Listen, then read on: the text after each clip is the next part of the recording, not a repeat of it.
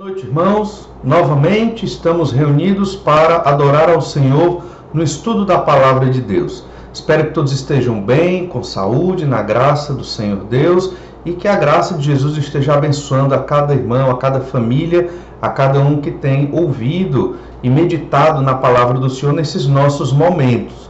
Hoje nós vamos continuar estudando a Epístola de 1 João. A Epístola de 1 João tem muito a nos ensinar. Estamos aprendendo bastante sobre o amor de Deus, que é o tema principal nessa epístola. Nós já aprendemos no capítulo 1 sobre a comunhão com Deus, essa comunhão que nos traz alegria, e acredito eu que todo aquele que busca ao Senhor se alegra em Deus, mesmo nos momentos da dificuldade, momentos de dificuldade.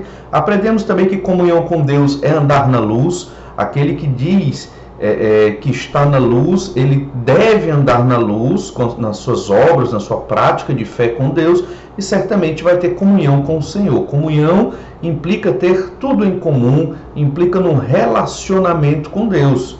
Aprendemos também, já no capítulo 2, que comunhão com Deus é guardar os mandamentos do Senhor. A comunhão não é somente uma emoção. Para ter comunhão com Deus, devem existir fatos, devem existir atos na vida de uma pessoa que demonstram que ela ama Deus. Ou seja, o Senhor não se agrada somente daquilo que falamos, o Senhor se agrada principalmente com aquilo que fazemos com a nossa vida.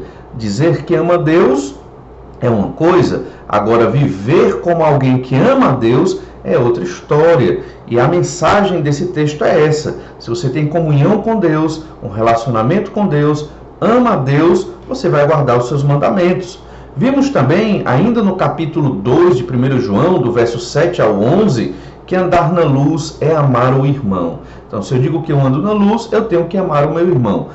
Consequentemente, se eu digo que amo a Deus, significa que eu tenho que amar o meu irmão. E João aqui, o autor da primeira epístola de João, João o apóstolo, ele nada mais nada menos está fazendo do que ensinar o que Jesus já ensinou sobre os dois grandes mandamentos, de amar a Deus e de amar ao próximo, que também Jesus está ensinando o que foi dito no Antigo Testamento, na lei de Moisés e antes mesmo da lei de Moisés.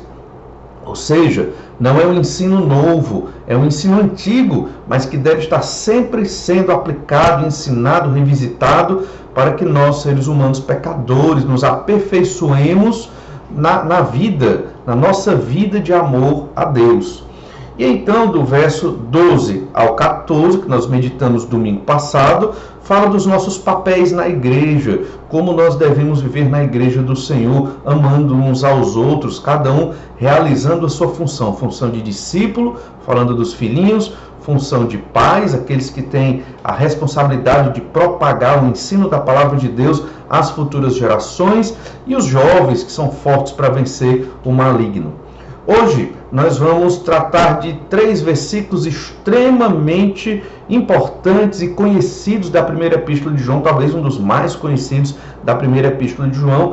E esses 3 versículos, 1 João capítulo 2, verso 15, 16 e 17, vão nos falar sobre o amor a Deus, que é o tema dessa epístola. E a ideia desses 3 versículos é que nós devemos amar a Deus e não ao mundo. Uma ideia simples, um ensino que não é novo, porque nós que cremos no Senhor Jesus Cristo sabemos que não devemos amar o mundo e que o Senhor nosso Deus deve ser o nosso principal e mais importante amor, o mais importante amor da nossa vida. No entanto, é relevante, é a vontade de Deus que estejamos relendo esses textos e aprendendo cada vez mais. Como são apenas 3 versículos, nós vamos ler versículo a versículo e abordar cada um desses 3. Esses 3 versículos juntos tratam sobre a ideia de amar a Deus e não amar ao mundo. E temos 3 ensinos, um para cada versículo.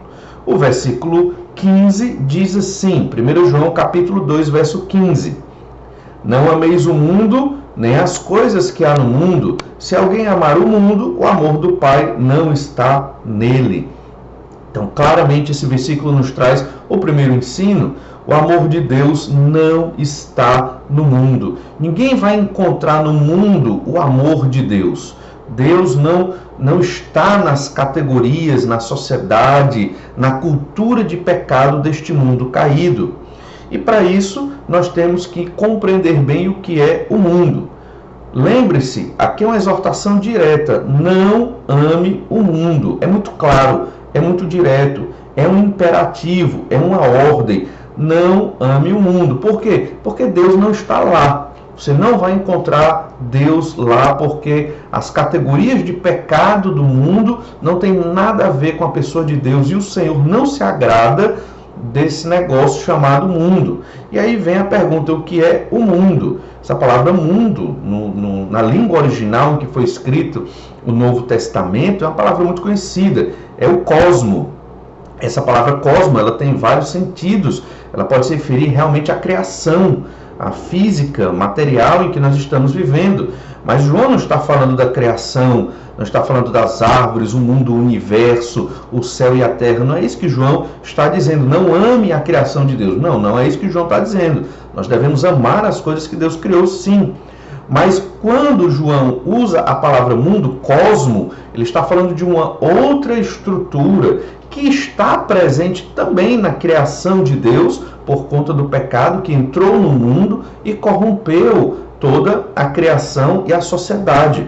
Mas o mundo aqui se refere a um sistema de pecado, se refere a uma cultura de pecado que está entranhada na sociedade, se refere aos valores que a sociedade de pecado adota e cultiva.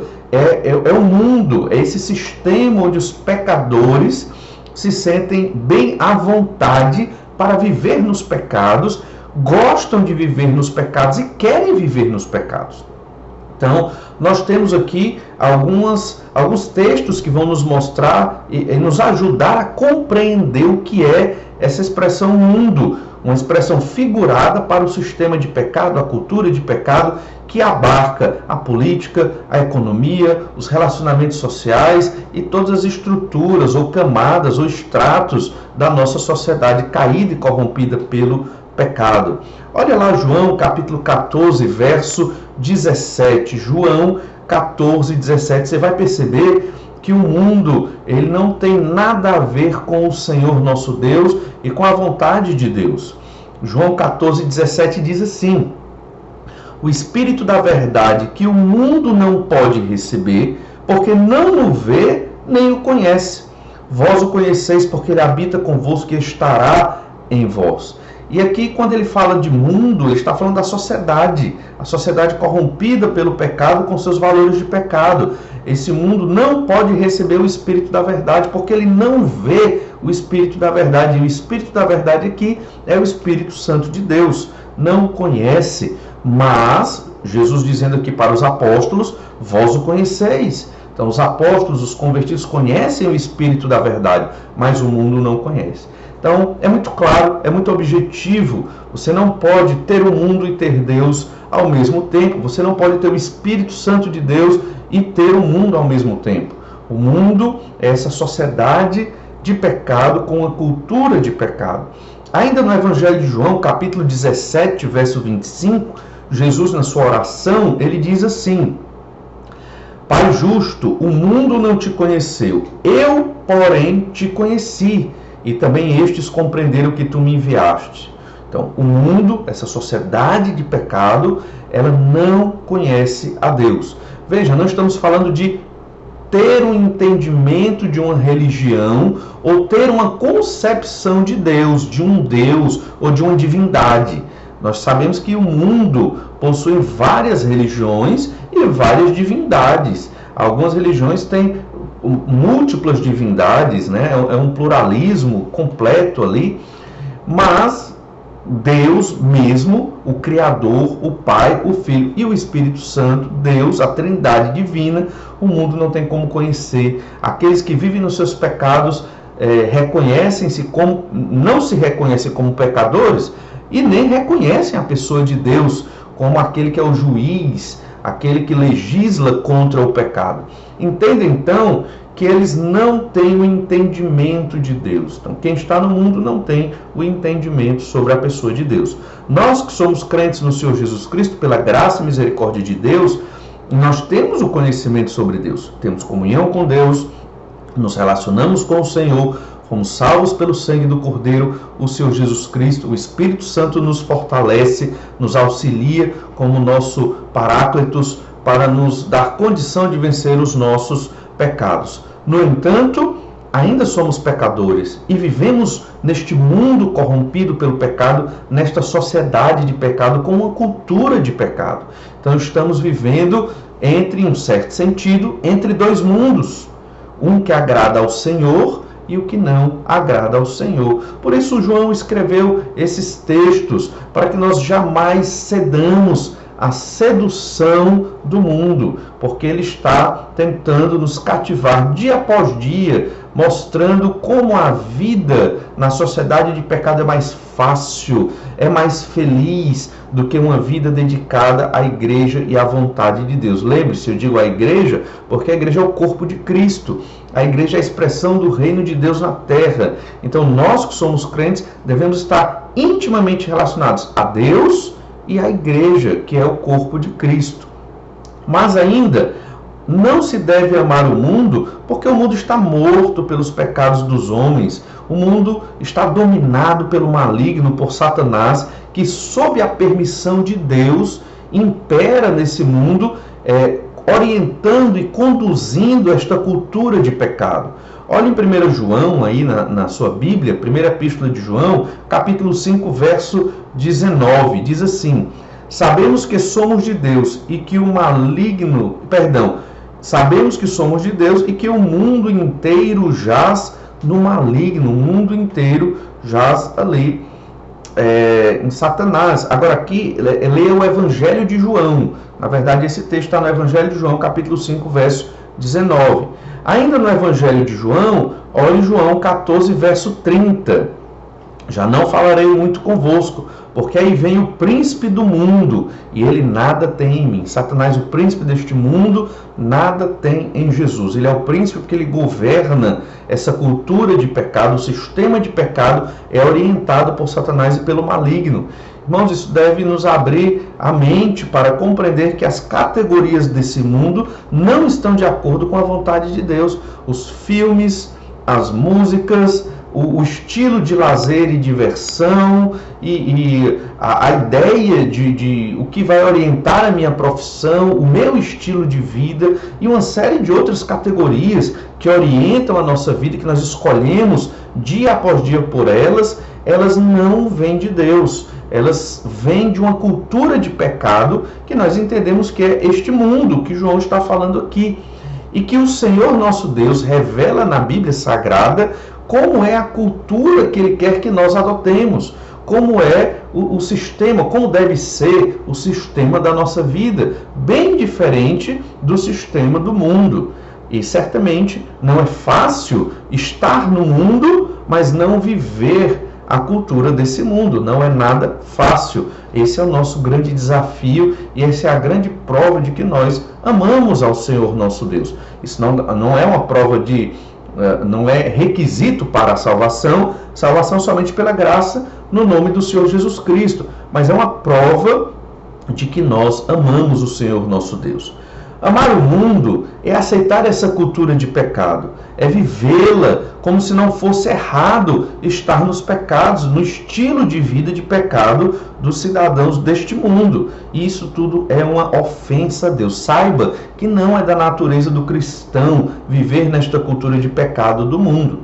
Lá em 1 Coríntios capítulo 2, verso 12, nós lemos assim: ora, nós não temos recebido o Espírito do mundo, e sim o Espírito que vem de Deus, para que conheçamos o que por Deus nos foi dado gratuitamente.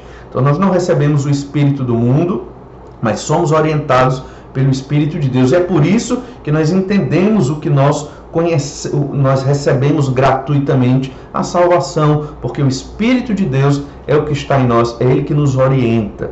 E aqui é muito importante meditar da seguinte forma: nós temos que ser um povo, aqueles convertidos em Jesus, os cristãos autênticos, nós temos que ser um povo guiado pelo Espírito Santo de Deus, não um povo guiado por leis humanas. Temos que ter muito cuidado com isso.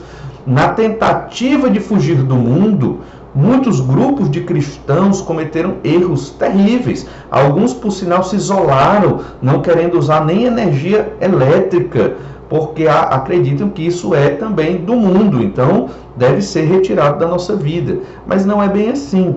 Então nós devemos ter a sabedoria do Senhor para julgar as coisas, saber o que é de Deus e o que não é de Deus, e então poder viver neste mundo, mas não de acordo com o padrão, a cultura de pecado deste mundo. Olha ainda o Evangelho de João, capítulo 17, verso 15. O Evangelho de João, capítulo 17, verso 15, diz assim: não peço que os tires do mundo, e sim que os guardes do mal. Eles não são do mundo, como também eu não sou. Veja que o Senhor Jesus, orando pelos seus discípulos e também pelos discípulos que haveriam de crer no nome dele no futuro, Jesus diz, olha, não é para tirá-los do mundo, porque eles têm que estar lá para pregar e proclamar o Evangelho. Jesus orando, mas é para guardá-los do mal, porque certamente esse mundo de pecado não vai gostar de modo nenhum da pregação do Evangelho, de uma cultura de santidade.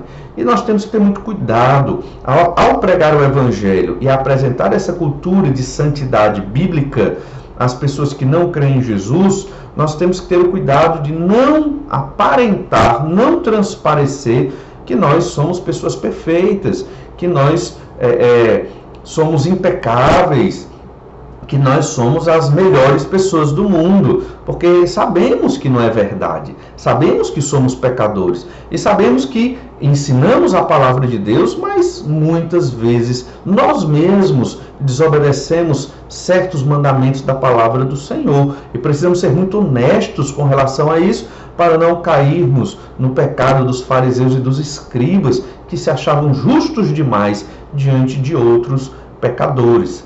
Então, observe bem, Jesus diz que nós não somos do mundo, como ele também não é. Veja como nos identificamos com Jesus não sendo deste mundo. Então não podemos amar as coisas do mundo. No entanto, diariamente, constantemente, somos assediados pelo sistema de pecado para ceder e viver de acordo com esse sistema, pelo menos em alguns momentos ou em algumas coisas. Então, a maturidade cristã envolve isso, envolve você perceber o que é do mundo, o que é de Deus e rejeitar aquilo que é do mundo. E vamos amadurecendo ao longo da nossa vida até a volta de Cristo, escolhendo sempre o que é de Deus. Aqui, um verbo muito importante, não só nesse texto, mas em toda a epístola, é o verbo amar. E esse verbo amar, ele, na língua original, no grego do Novo Testamento, é o mesmo verbo amar usado para amar a Deus. Então, amar o mundo aqui coloca o mundo em pé de igualdade a amar a Deus. Então, nós não podemos amar o mundo, porque senão nos tornamos idólatras.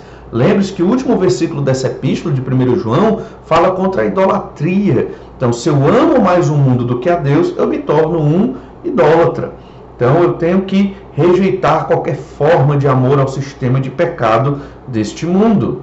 E a verdade que João quer nos comunicar aqui nesse versículo, 1 João capítulo 2, verso 15, é que ou se ama Deus ou se ama o mundo. Não tem como ter os dois, não dá.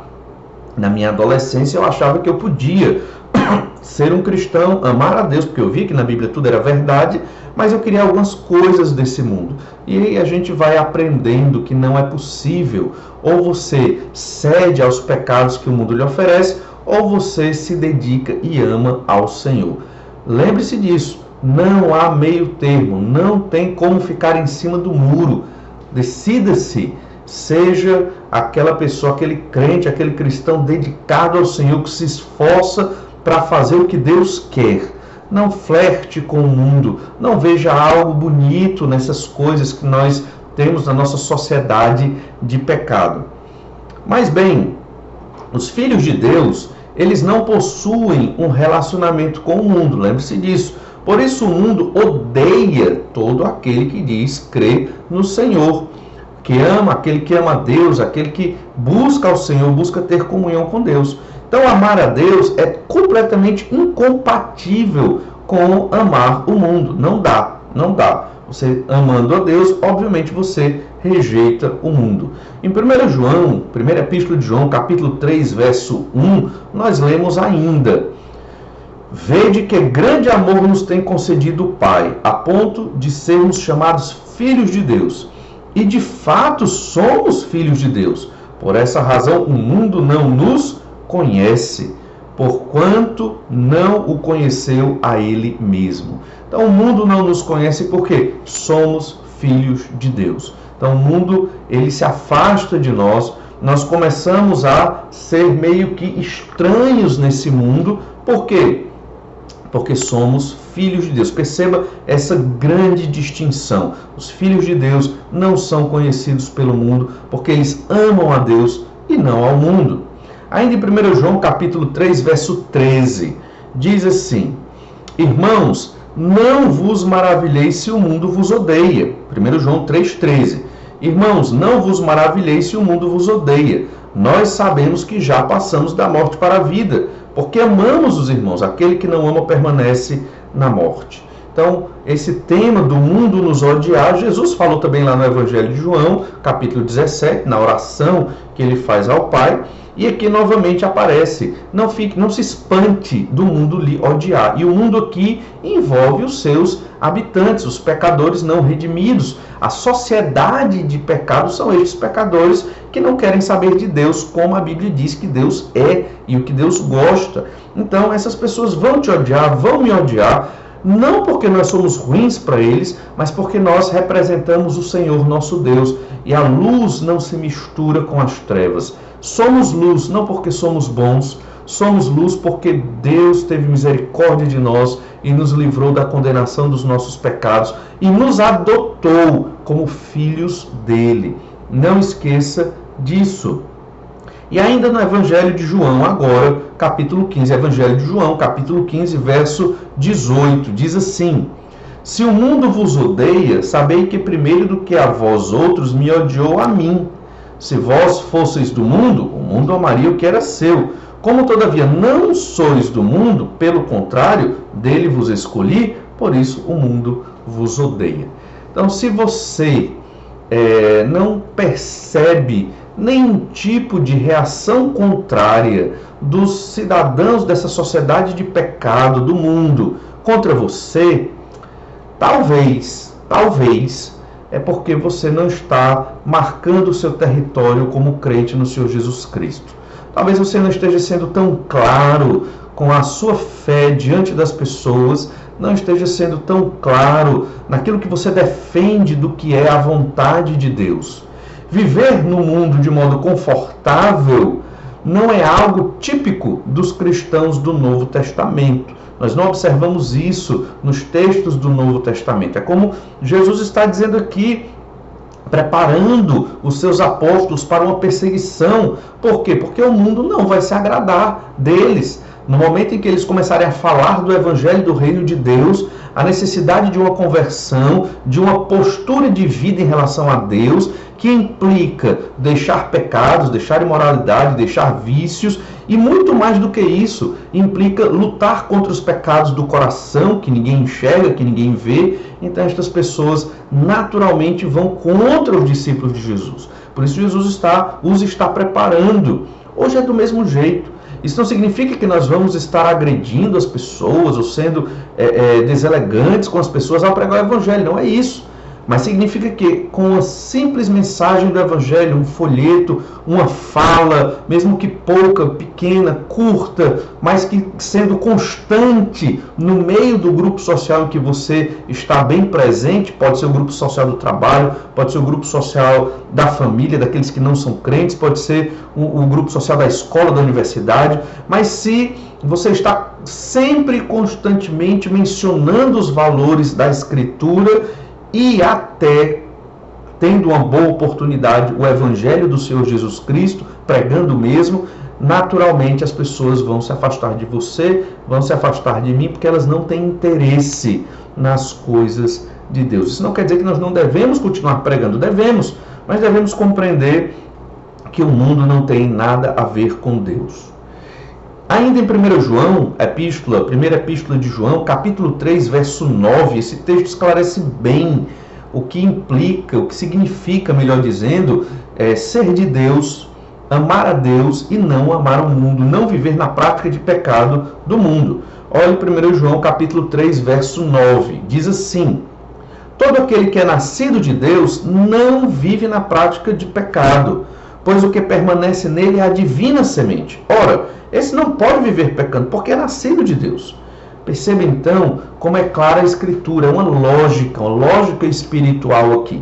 Se você é nascido de Deus, a palavra aqui é muito clara, você não pode viver pecando.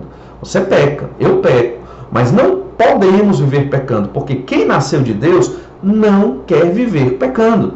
Se tem uma pessoa que vive pecando, e ela diz que nasceu de Deus, que é crente no Senhor Jesus Cristo, algo está estranho.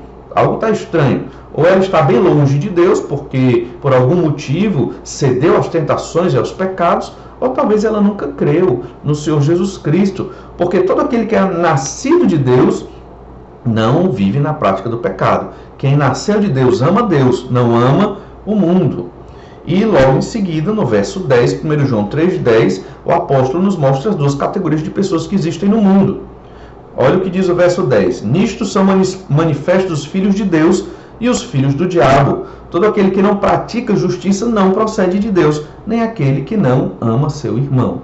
Então, você ou é filho de Deus, ou quem não crê em Jesus é filho do diabo.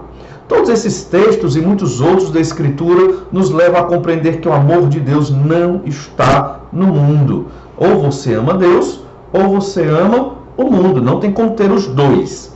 Mas uma nota importante aqui. Quando nós falamos de mundo, estamos falando dessa sociedade de pecado e da cultura de pecado. Mas nós sabemos que o Senhor, na sua maravilhosa graça, o Senhor Deus permite que até pessoas que nunca creram em Deus façam coisas que agradam o nome dele. Nós temos obras de arte, nós temos certas músicas que não foram feitas por cristãos, por convertidos, mas que revelam beleza, revelam algo da glória de Deus. A matemática, por exemplo, que de modo geral não foi desenvolvida ou percebida ou elaborada em muitas das suas fórmulas por cristãos, mas ela é utilizada no nosso dia a dia. Os programadores, hoje você tem o seu celular e você consegue de modo prático acessar muitos aplicativos, tem muitas funcionalidades, facilita a sua vida, mas quem compôs aquilo ali não foi um cristão, mas aquilo ali certamente reflete a inteligência humana, reflete o caráter criativo do ser humano, que foi dado por Deus, que é para a glória de Deus. E em um certo sentido, acaba que este aparelho, o celular, ou a internet, ou esta câmera, ou a TV e o computador que você está usando, o celular, para assistir esta mensagem, contribuem para a glória de Deus em alguma medida, mesmo que secundária ou terciária, e esses equipamentos foram construídos, elaborados por pessoas que não são crentes. Então nós devemos ter cuidado. Entrou no Brasil, por exemplo, algumas décadas atrás, a cultura de que o crente ele tem que consumir tudo que tem o rótulo evangélico, e não é bem assim. E é tão interessante que muitas livrarias evangélicas ou empresas evangélicas, elas vendem a gravata evangélica, o chaveiro evangélico, o adesivo, a camisa evangélica e outras coisas mais. Não é só livro. Por que isso? Porque aquela ideia, aquilo ali está consagrado, aquilo está ungido, aquilo é mais abençoado, e nós sabemos que não é.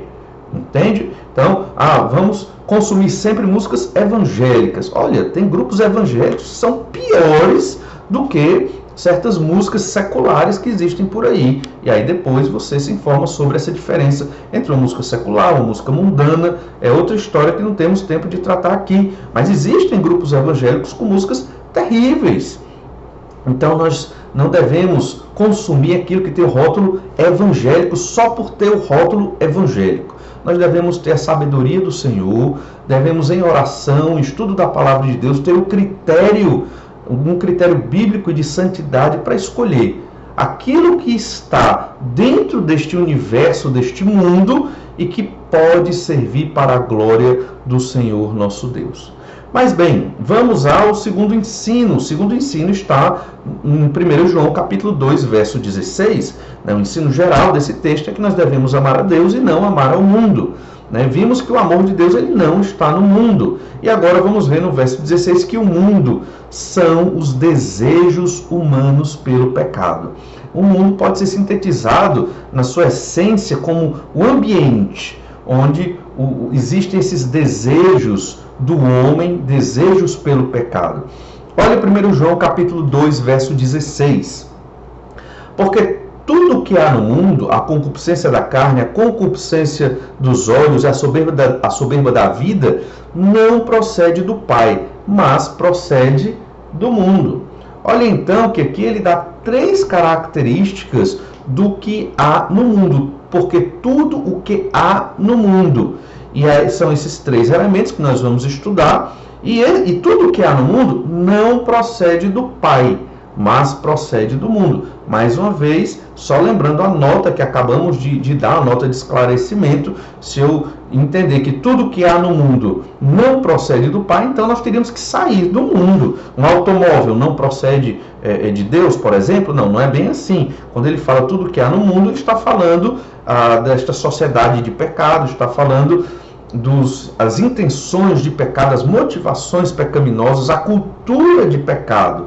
Então, certas coisas, objetos que existem nesse mundo podem ser usados para a glória de Deus, como podem ser usados para o pecado. Um automóvel eu posso usar para glorificar o Senhor, mas eu posso usar também para pecar.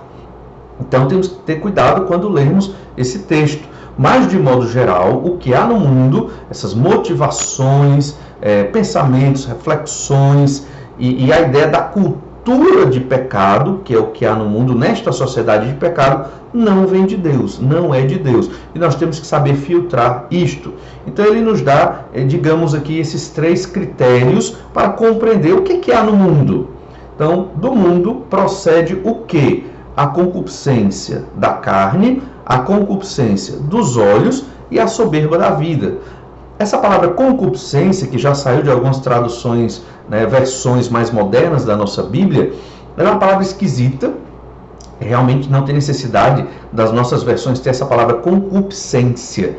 Ninguém fala assim, ninguém entende o que é, você tem que procurar um dicionário para saber. Então, concupiscência aqui significa desejo, cobiça, é a paixão por algo, um desejo desenfreado, uma paixão desenfreada por algo. E então do mundo procede a concupiscência da carne, que é o desejo da carne. E a ideia de desejo da carne aqui está muito ligada à natureza de pecado do homem. Então, do mundo procede isso. Veja, a cultura de pecado ela é fundamentada no desejo que o homem tem de pecar, por causa da sua natureza pecaminosa.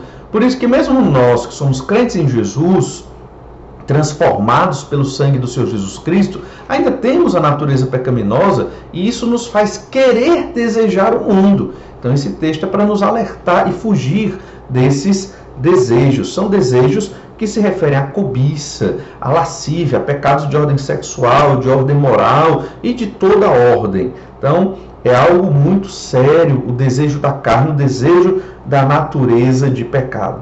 O Senhor Jesus Cristo, ele já no seu ministério, enquanto estava aqui na terra, ele alertou aos seus discípulos, lá em Mateus capítulo 26, verso 41, ali no Getsêmani, Jesus disse: vigiai e orai para que não entreis em tentação.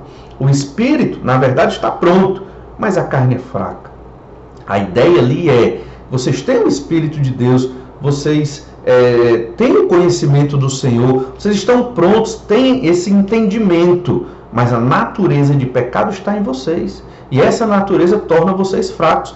Como vencer esta fraqueza da carne? Como? Vigiando e orando. Então, se você quer vencer pecados que o atormentam, então ore. Vigiar é estar atento, é fugir das tentações, dos cenários, dos ambientes que são armadilhas para que você caia, das amizades que não vão contribuir para a sua vida de santidade, de obediência e de adoração a Deus. Então, Jesus nos ensinou já isso desde o início. O apóstolo Paulo fala muito sobre o viver segundo a carne, sobre essas paixões pecaminosas. Lá em Romanos capítulo 7, versículo 5, Paulo diz assim: porque quando vivíamos segundo a carne, as paixões pecaminosas postas em realce pela lei operavam em nossos membros a fim de frutificarem para a morte. Então, em Romanos 7,5, que acabamos de ler, Paulo está dizendo que quando ele vivia segundo a carne, então depois que ele creu no Senhor Jesus, obviamente deixou de viver segundo a carne.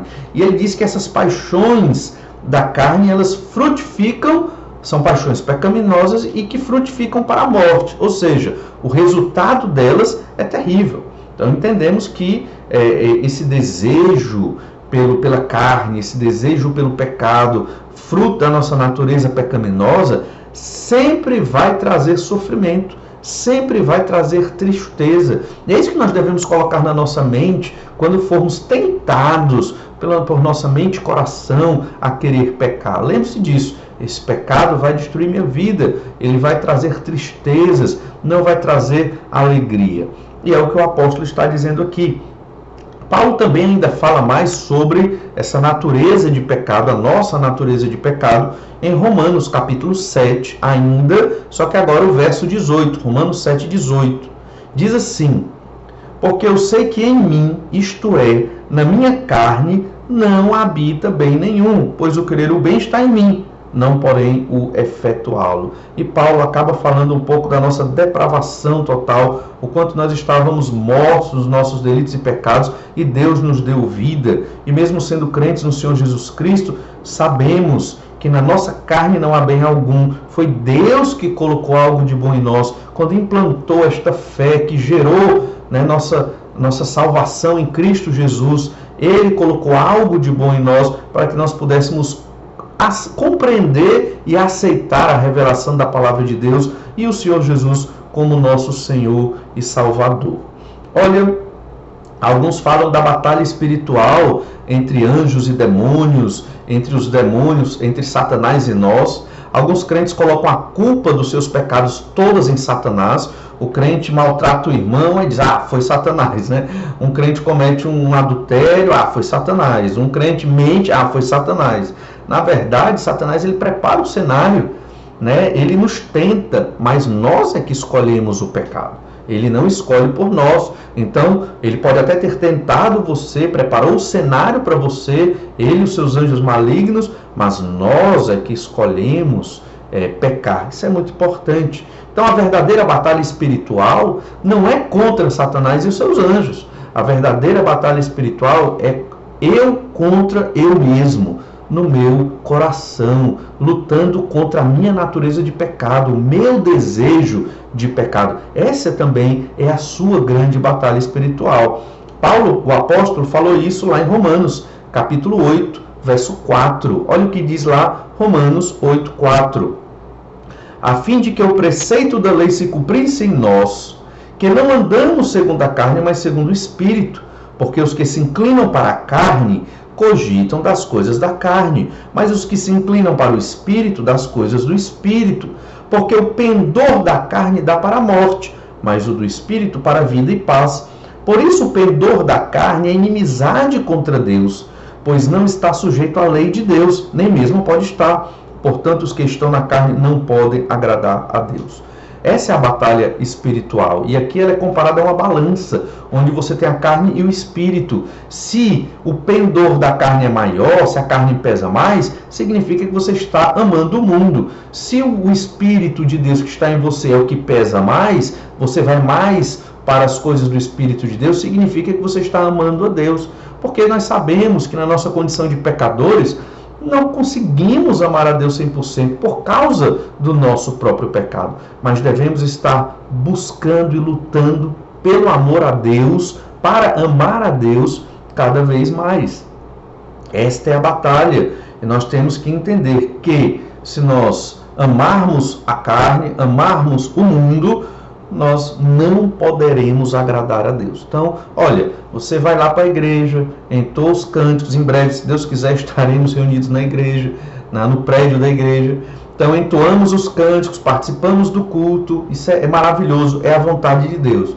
Mas, se na sua vida e coração você está longe do Senhor, saiba que você está só praticando um ritual religioso que fica sem sentido se você realmente não busca amar a Deus todos os dias da sua vida. Mesmo na luta contra os pecados, mesmo nas dificuldades que cada um de nós temos, mas devemos ter a orientação, a intenção, o firme propósito de amar a Deus sobre todas as coisas, sobre nós mesmos. Ainda, Paulo fala em Gálatas, capítulo 5, verso 16 e 17. Digo, porém, andai no Espírito e jamais satisfareis as concupiscências da carne, porque a carne milita contra o Espírito e o Espírito contra a carne, porque são opostos entre si, para que não façais o que porventura seja do vosso querer. Então, a carne e o Espírito militam, são as duas naturezas que nós temos em nós, uma natureza de pecado, que herdamos do nosso pai Adão, e uma natureza do Espírito de Deus, que nós herdamos do Senhor Jesus Cristo, que morreu na cruz pelo nosso pecado, que é o outro, ou segundo, o último Adão, que veio para nos livrar da condenação dos nossos pecados. Observe então, que são muitos textos que falam na Bíblia sobre a nossa natureza de pecado, que falam sobre a carne, não vamos observar todos. Paulo fala também em Gálatas 5 sobre as obras da carne, envolve idolatria, soberba, orgulho, todo tipo de pecado ali, pecados de ira, de discórdia, e nós não vamos tratar todos aqui. Mas devemos lembrar que estes pecados, ou a predisposição para esses pecados, estão no nosso coração. Devemos compreender que o mundo é essa sociedade de pecado, é esse ambiente, essa cultura de pecado, mas que o desejo da carne está no nosso coração. Então nós podemos refreá-lo, nós podemos impedir que esse desejo se materialize e se transforme em pecado. Jesus falou sobre isso em Mateus capítulo 15, verso 18. Olha o que diz lá em Mateus capítulo 15, verso 18. Mas o que sai da boca vem do coração, e é isso que contamina o homem, porque do coração procedem maus desígnios, homicídios, adultérios, prostituição, furtos, falsos testemunhos, blasfêmias. Então, do coração é que saem os pecados. Então, é um elemento que compõe esse universo de pecados, sim, porque os pecados, a sociedade corrompida pelos pecados, a cultura de pecado, procede de dentro do coração do pecador. Então nós não devemos colocar a culpa dos nossos pecados em Satanás, a culpa dos nossos pecados em outras pessoas e nem no sistema de pecado do mundo. A culpa dos nossos pecados é nossa. Pecamos porque escolhemos pecar. E isso é terrível e não pode acontecer nas nossas vidas. Lembre-se, aquele que é nascido de Deus, aquele que tem a divina semente, não vive pecando, não vive em pecado. Peca, porque é pecador, não tem como fugir disso, mas peca muito menos. Odeia pecar e não quer viver nos pecados. Um outro caráter aqui do mundo que nós estamos observando é que do mundo procede a concupiscência dos olhos. O que é essa concupiscência dos olhos? É o desejo dos olhos. E aqui Jesus também, mais uma vez, nos esclarece bem o que João quer dizer aqui sobre o desejo dos olhos. Lembre-se que os olhos são a janela da alma. E nós desejamos e cobiçamos as coisas para o pecado a partir daquilo que vemos, a partir daquilo que enxergamos, que ouvimos também, mas principalmente a partir daquilo que enxergamos. Olha o que Jesus fala sobre isso lá em Mateus capítulo 6, verso 22. Olha Mateus 6, 22. São os olhos a lâmpada do corpo. Jesus falando aqui no Sermão do Monte. Se os teus olhos forem bons, todo o teu corpo será luminoso. Se, porém, os teus olhos forem maus, todo o teu corpo estará em trevas. Portanto, caso a luz que em ti há sejam trevas, que grandes trevas serão. Ninguém pode servir a dois senhores, porque ou há de aborrecer-se de um e amar ao outro, ou se devotará a um e desprezará o outro. Não poder servir a Deus e às riquezas. Então veja que pelos olhos aqui entra a luz, essa luz de Deus. Mas se essa luz for trevas, que grandes trevas serão. Aqui tem a ver com o bom olhar e o mau olhar. Depende de como eu olho para as coisas. Eu posso olhar para uma pessoa com desejos errados, ou eu posso olhar para uma pessoa como Deus olha, olhando com a misericórdia de Deus, vendo que aquela pessoa está indo para o inferno e que eu tenho que levar o evangelho para ela. Veja, são dois olhares diferentes e nós podemos escolher que olhar usamos e devemos escolher sempre olhar como Deus vê as coisas. E olhe, você não tem como ter Deus e ter o mundo ao mesmo tempo. Aqui no caso Jesus fala das riquezas, que é outro ídolo que também está presente no sistema de pecado do mundo. Então você ou olha para deixar a luz de Deus entrar em você, ou você olha para deixar os pecados entrarem em você e aí você escolhe o pecado. E isso é terrível, isso destrói a nossa comunhão com Deus. Aconteceu assim no início do mundo. Deus criou tudo perfeito. Deus criou todas as coisas de modo maravilhoso. Adão e Eva, no seu estado original, não tinham pecados e eram livres para escolher não pecar. E Deus, de uma maneira muito íntima, passeava com Adão no jardim. Mas Deus deu uma lei, Deus deu uma ordem, não coma do fruto da árvore do conhecimento do bem e do mal. E nós sabemos que essa ordem foi quebrada pelo homem e pela mulher.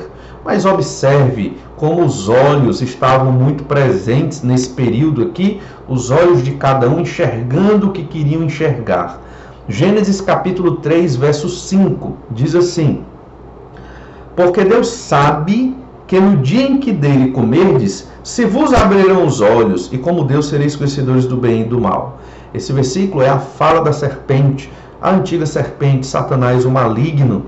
E ele usa a ideia de que os seus olhos vos abrirão quando você cometer o pecado. Esta é a grande mentira, esta é a grande ilusão. Está na cabeça de muitos jovens e adultos, acreditando que certos pecados, certos prazeres e desejos da carne vão me trazer felicidade, vão me trazer um bom conhecimento, experiências. O mundo hoje vive atrás de experiências para se sentir feliz. E Satanás ofereceu aqui uma experiência também para Adão e Eva. E os olhos deles seriam abertos. Realmente, os olhos foram abertos, mas abertos para o pecado. Nós não queremos os nossos olhos abertos para o pecado, mesmo sendo hoje pecadores. Nós queremos ter os nossos olhos bons, sempre olhando para a luz do Senhor. Olha ainda Gênesis capítulo 3, versículo 6. Diz assim: vendo a mulher que a árvore era boa para se comer, agradável aos olhos, e árvore desejável para dar entendimento, tomou-lhe do fruto e comeu, e deu também ao marido, e ele comeu. Não vamos analisar todas as implicações e sentidos desses textos aqui de Gênesis 3, mas vamos destacar que essa árvore ela era agradável aos olhos.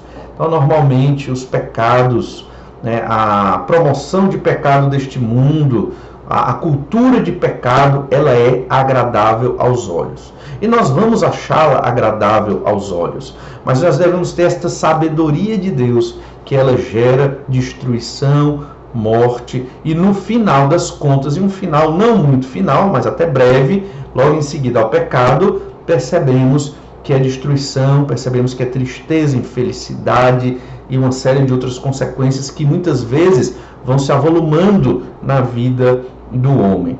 É agradável aos olhos, era uma árvore boa, o fruto da árvore era bom para se comer, ela era desejável. Assim é o pecado, agradável, bom, desejável.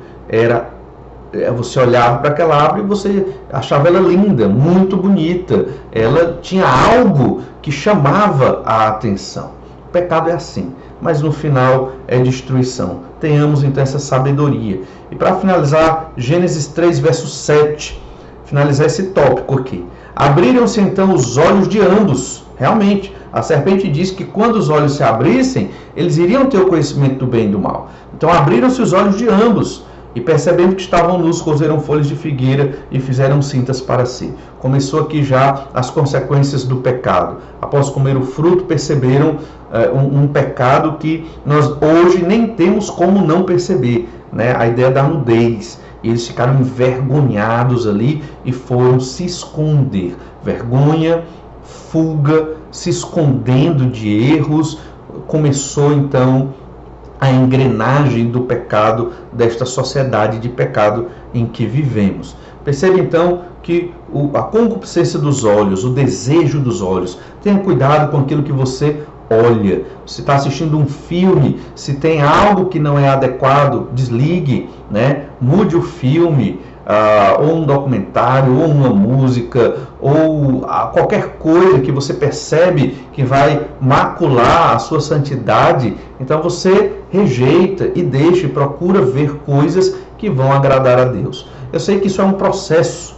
Eu sei que nós não devemos nos violentar e violentar os outros, né? Às vezes crentes mais experientes e antigos querem que os mais novos e jovens aprendam o que eles aprenderam em anos, em apenas dias. E não é assim que funciona. O ser humano, ele muitas vezes demora nessa curva de aprendizagem, principalmente com relação à santidade para com o Senhor nosso Deus. Isso não é uma desculpa para o pecado, mas isso é um entendimento, uma sabedoria que encontramos na Escritura, de que nós devemos instruir, amar, orar uns pelos outros, para que cada um vá aprendendo a rejeitar as estruturas desse mundo e cada vez mais se apegar ao Senhor Jesus Cristo, à obra da Igreja de Deus e à vontade de Deus, que Deus quer para você aqui na terra. Então, observe que nós temos que usar os nossos olhos para agradar ao Senhor. Não podemos usar os nossos olhos para desejar o pecado.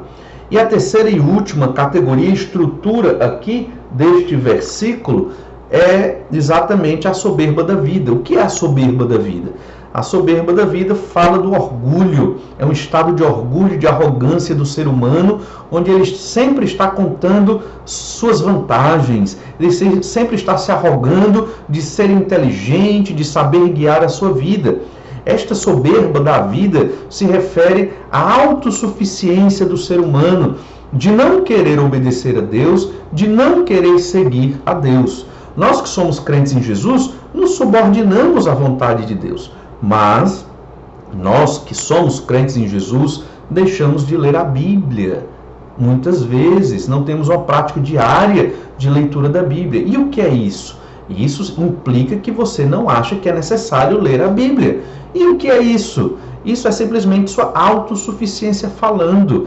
É você dizendo que eu posso viver sem a Bíblia. Eu posso viver sem as orientações de Deus. Eu sou muito inteligente. Eu sei guiar a minha vida. Eu não preciso depender de ler a Bíblia todo dia para tomar as decisões importantes da vida e até as decisões corriqueiras da vida. Olha, isso é um engano. Então, quando você deixa de ler a Bíblia, é isso que você está dizendo. Então, temos que ler a nossa Bíblia todo dia. Deixar de ler a Bíblia, por qualquer razão que seja, não se engane, não é mera displicência. É você querendo tomar o controle da sua vida. E aí você pode pensar, mas pastor, a vida não é minha? Ok, a vida não é sua, a vida é de Deus. Ele te deu esta vida, Ele te deu o seu corpo, Ele te deu tudo que você tem. É uma ilusão achar que nós temos algo aqui nesse mundo. Na verdade, tudo nos foi dado, porque tudo é de Deus. Deus nos emprestou muitas coisas para nós administrarmos, porque Ele é maravilhoso e amoroso. E o Senhor não nos cobra de modo violento e de modo agressivo, porque Deus nos ama e sabe da nossa fragilidade, da fragilidade da nossa constituição humana. O Senhor tem paciência, o Senhor nos ensina pela palavra, o Senhor espera para que nós venhamos a amadurecer. Como o nosso Deus é bom. Se não fosse o Senhor nosso Deus, mas um ser humano administrando o nosso crescimento espiritual, com certeza estaremos sofrendo e acharemos a vida cristã terrível. Mas o Senhor nosso Deus, que é maravilhoso, Ele nos dá oportunidade, nos dá chance de aprendizado, tem paciência com os nossos erros e nos perdoa os pecados sempre que estamos arrependidos e confessamos os nossos pecados no nome de Jesus. A soberba da vida é isso, é a dura cerviz, é o pescoço duro, rígido, que não se dobra diante do Senhor. Nós observamos sobre a soberba e o orgulho aqui, de não se submeter diante de Deus, em Provérbios 8, verso 13. Diz assim, Provérbios 8, 13, o temor do Senhor consiste em aborrecer o mal, a soberba, a arrogância, o mau caminho e a boca perversa eu os aborreço. Então a soberba é contrária ao temor a Deus. Quem teme a Deus, lê a Bíblia, se subordina à palavra de Deus, mesmo achando difícil ou complicado, mas ele obedece à palavra do Senhor. O soberbo não. O soberbo é aquele que acha que sabe mais do que a palavra de Deus, acha que sabe mais do que a sabedoria e a vontade do Senhor nosso Deus. Lá em Provérbios 16, 18, diz assim, a soberba precede a ruína e a altivez do espírito a queda. Então temos que fugir da soberba, fugir deste orgulho, olhar altivo, para podermos nos submeter ao Senhor. Irmãos, esse foi o segundo ensino. O mundo são os desejos humanos pelo pecado. O desejo da carne, que envolve a nossa natureza de pecado, o desejo dos olhos, que tem a ver com a cobiça, o desejo, o olhar querendo e cobiçando as coisas, e um olhar maligno que nós lançamos sobre os objetos e as pessoas, e tem a soberba da vida, que é a postura de soberba, de orgulho, de autossuficiência, de não se dobrar diante da vontade de Deus revelada na Escritura. O mundo são os desejos humanos pelo pecado.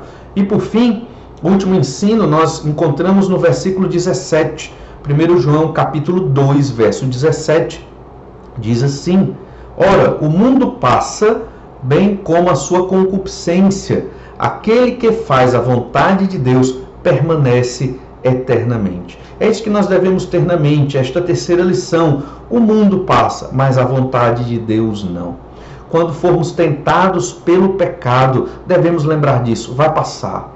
O mundo vai passar, vai acabar essa sociedade de pecado. Ela tem um prazo, embora para nós pareça que está demorando muito essa sociedade de pecado, a cultura de pecado acabar, mas na verdade está no tempo certo do plano de Deus. E aqueles que creem e fazem a vontade de Deus, eles viverão eternamente. Então você deve sempre pensar nisso. O que é que eu quero para a minha vida? Viver esse período, nestes prazeres de pecado, sabendo que tudo vai passar e certamente eu vou sofrer. Aquele que não crê em Jesus vai ser condenado? Ou será que eu quero viver eternamente com o Senhor, num novo céu e uma nova terra, sempre buscando a vontade de Deus? Olha, o contrário deste mundo que vai se acabar, que vai passar, é o novo céu e a nova terra. Lá em Isaías 65:17, nós lemos sobre o novo céu e a nova terra, e diz assim, pois eis que eu crio novos céus e nova terra, e não haverá lembrança das coisas passadas, jamais haverá memória delas. E ainda em Apocalipse 21, verso 1, vi novo céu e nova terra, pois o primeiro céu e a primeira terra passaram e o mar já não existe. Esse novo céu e nova terra é este planeta reformulado, regenerado, quando o plano de Deus se consumar para a humanidade, quando aqueles que não creram no Senhor Jesus, escolheram suas obras de pecado, forem condenados ao inferno e ao lago de fogo, e aqueles que crerem em Jesus pela graça de Deus serão abençoados com esta vida eterna, neste novo céu e nova terra, com Deus mesmo presente, consolando-os. Lembre-se disso. Esse é o estado eterno, é a nossa vida eterna com Deus. Não seremos somente almas vagando, mas seremos ressurretos, pessoas ressurretas à semelhança de Jesus, vivendo neste novo céu e nova terra. Olha, lá em Lucas 21, verso 33, lemos assim, passará o céu e a terra, porém as minhas palavras não passarão. Que Deus garantiu, que Jesus garantiu, vai se cumprir. Esse mundo de pecado, a sociedade de pecado e a cultura de pecado, isso vai se acabar, mas o que Jesus garantiu vai se cumprir. Olha o que Jesus garantiu no verso 34, Lucas 21, 34. Acautelai-vos por vós mesmos, para que nunca vos suceda que o vosso coração fique sobrecarregado com as consequências da orgia da embriaguez e das preocupações deste mundo, e para que aquele dia não venha sobre vós repentinamente como um laço, pois há de sobrevir a todos os que vivem sobre a face da terra. Jesus aqui está falando então de que virá esse novo céu e essa nova terra, que esse céu e terra que conhecemos hoje, que caracteriza esse mundo de pecado, vai passar e que nós não devemos viver nesta cultura de pecado, mas esperar a volta do Senhor Jesus Cristo, esperar a nossa ressurreição para vivermos eternamente com Ele, porque isto é eterno, isto dura e vai durar por toda a eternidade. Lá em Apocalipse, capítulo 20, verso 6, nós lemos ainda: bem-aventurado e santo é aquele que tem parte na primeira ressurreição. Sobre esses a segunda morte não tem autoridade. Pelo contrário, serão sacerdotes de Deus e de Cristo e reinarão com Ele os 1000 anos. Reinaremos com Cristo. Isso não vai passar, é eterno. Reinaremos com o Senhor por esse período de 1000 anos e por toda a eternidade. É isso que o Senhor garante para nós. O mundo passa, mas a vontade de Deus não passará. Lembre-se disso. Amemos a Deus e não ao mundo. É a mensagem desses 3 versículos que acabamos de ler. O amor de Deus não está no mundo. É a primeira lição. Ou você ama Deus, ou você ama o mundo. E realmente nós queremos amar o mundo. Nós queremos realmente amar a Deus e não amar ao mundo. O mundo são os desejos humanos pelo pecado. É a segunda lição, onde fala sobre o desejo da carne, o desejo dos olhos e a soberba da vida. E por fim, o mundo passa, mas a vontade de Deus não passa. Lembre-se disso. Para finalizar esse nosso momento de adoração a Deus, abra sua Bíblia em 1 João, capítulo 4, verso 15. 1 João, capítulo 4, verso 15. Olha o que nós lemos ali. Aquele que confessar que Jesus é o Filho de Deus, Deus permanece nele e ele em Deus. Então, se você confessou Jesus como seu Senhor e Salvador, como Filho de Deus, Deus permanece em você e você permanece em Deus. Nós permanecemos em Deus. Olha o verso 16, 1 João 4, 16. E nós conhecemos e cremos no amor que Deus tem por nós. Deus é amor, e aquele que permanece no amor permanece em Deus e Deus nele. Então esse é o nosso amor, é o amor a Deus. Se você ama a Deus, entende que Deus é o amor, você tem comunhão com Deus, você permanece em Deus e Deus em você. Você não vai amar o mundo. E esse texto em 1 João capítulo 5, verso 1, que mais na frente nós observaremos com mais precisão, 1 João capítulo 5, verso 1 diz assim: todo aquele que crê que Jesus é o Cristo é nascido de Deus, e todo aquele que ama ao que o gerou também ama ao que dele é nascido. Se nós cremos em Jesus, quer dizer que nós nascemos de Deus. Se confessamos Jesus como Filho de Deus, quer dizer que nós pertencemos a Deus e Deus está permanentemente em nós, porque vivemos neste relacionamento de amor. Olha agora o verso 2. 1 João capítulo 5, verso 2. Nisto conhecemos que amamos os filhos de Deus, quando amamos a Deus e praticamos os seus mandamentos. Porque este é o amor de Deus, que guardemos os seus mandamentos. Ora, os seus mandamentos não são penosos, porque todo aquele que é nascido de Deus vence o mundo. E esta é a vitória que vence o mundo, a nossa fé.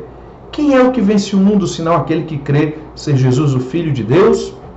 Olha, se cremos que Jesus é o Filho de Deus, e nós que cremos no Senhor Jesus Cristo, significa que nós vencemos o mundo. Vencer o mundo, este mundo de pecado, significa crer em Jesus, guardar os seus mandamentos e amar os irmãos. Tudo isso tem a ver, óbvio, com o amor a Deus. Quando vivemos assim, amamos a Deus e não amamos ao mundo. Que Deus esteja nos abençoando e fortalecendo, nos livrando das artimanhas do maligno, da sedução do mundo, do desejo dos olhos pecaminosos que muitas vezes nós assumimos, o desejo de sermos autossuficientes, muito espertos, de modo que nem precisamos estudar tanto a Escritura. Que Deus nos livre de todos esses pecados e nos fortaleça para estarmos sempre escolhendo a Deus, sempre escolhendo amar ao Senhor mais do que qualquer coisa, mais do que a nossa própria vida. Que Deus nos abençoe e nos ajude nesta missão. Vamos orar, pedir as bênçãos do Senhor por todos nós. Pai amado, nós te agradecemos muito porque o Senhor nos amou, porque a divina semente está em nós, não porque merecemos, mas por tua graça e misericórdia. Obrigado, Pai amado, por tua compaixão para conosco. Tem de misericórdia, Pai, de muitos outros pecadores que estão seduzidos por esse mundo, por esta cultura de pecado, achando que ela é boa, quando na verdade o fruto dela é a morte. Pai amado, nos capacita, nos fortalece, nos abençoa a não nos inclinarmos nesta balança para o mundo, mas sempre escolhermos, ó Pai, as obras do Espírito, o fruto do Espírito nas nossas vidas. Senhor Deus, nos ajuda a sermos filhos fiéis, obedientes, amantes do Senhor e também do nosso irmão.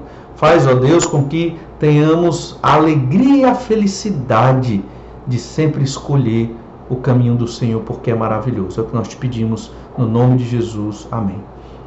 Irmãos, que Deus esteja abençoando a cada um, fortalecendo, suprindo todas as necessidades. Perseverem na leitura da Escritura, perseverem em oração, nos cultos domésticos. Ainda estamos nesse período de isolamento, mas aproveitemos esse momento para glorificar o nome do Senhor.